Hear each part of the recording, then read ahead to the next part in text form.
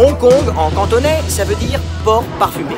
Et ici, depuis l'Antiquité, c'est un emplacement stratégique, une porte d'entrée vers la Chine depuis la mer. Parce que grâce à un chapelet d'îlots qui permettent d'offrir un abri naturel aux bateaux, on va pouvoir ici charger, décharger, transporter et échanger avec la Chine toutes sortes de richesses locales. Hein. Le sel, les perles, et ça tombe bien parce que l'embouchure du fleuve qui est juste un peu plus loin, qui conduit à Canton, s'appelle justement la rivière des perles. On va faire du pognon, des échanges et du profit.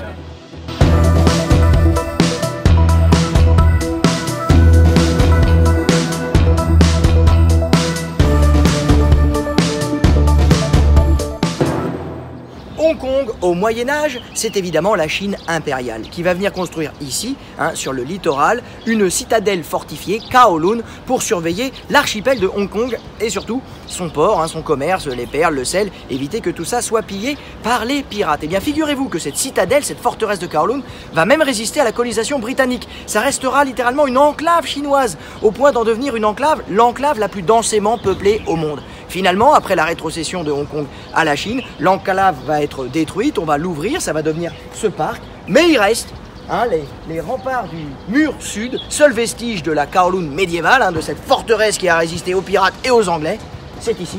Il reste aussi une petite maquette qui nous montre comment était l'enclave autrefois, l'enclave chinoise, venez voir.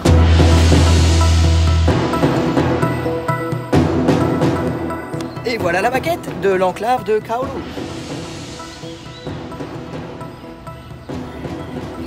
Ah non, c'était du costaud. Il y a même un dessin.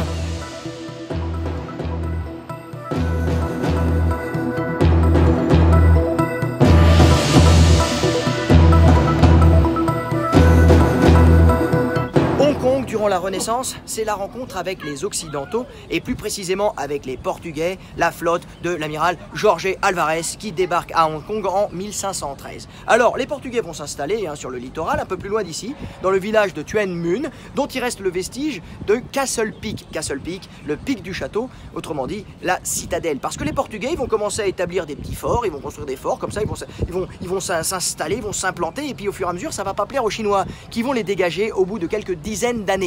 Mais les Portugais vont pouvoir résister et s'implanter un peu plus loin vers l'ouest, dans la future Macao.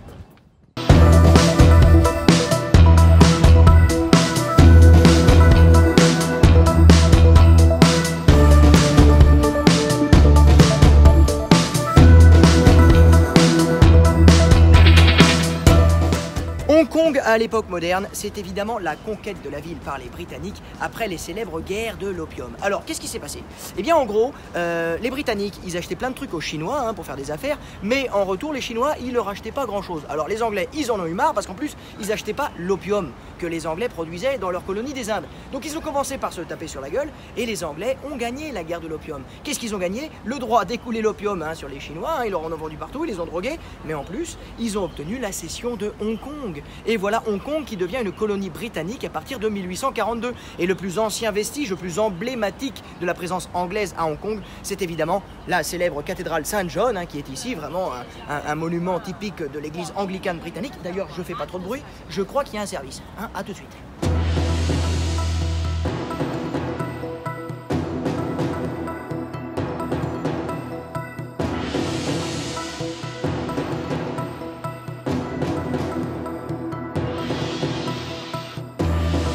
Alors Hong Kong aujourd'hui, c'est évidemment la rétrocession de la ville à la Chine par les Anglais depuis 1997. Et aujourd'hui, regardez comme un symbole sur l'ancienne place centrale de Hong Kong, la place des Britanniques, avec notamment le siège de la puissance financière des Britanniques, la banque HSBC, qui d'ailleurs a fait du profit au départ à sa naissance avec le trafic de l'opium. Enfin bon, ça c'est une autre histoire. Regardez avec la Cour suprême des Britanniques, regardez le bâtiment qui les surpasse, qui les dépasse en hauteur, plus puissant que tous les autres, plus haut que tous les autres. C'est la Bank of China. Ça y est, la Chine arrive et elle remet la main sur Hong Kong. Et regardez les petites antennes qui dépassent là. Ça c'est très important, la symbolique pour les Chinois, c'est pour conjurer le mauvais sort, mais aussi c'est un avertissement, c'est un signal d'attaque. On est là avec nos antennes, on vient vous piquer, vous pincer, on prend la place.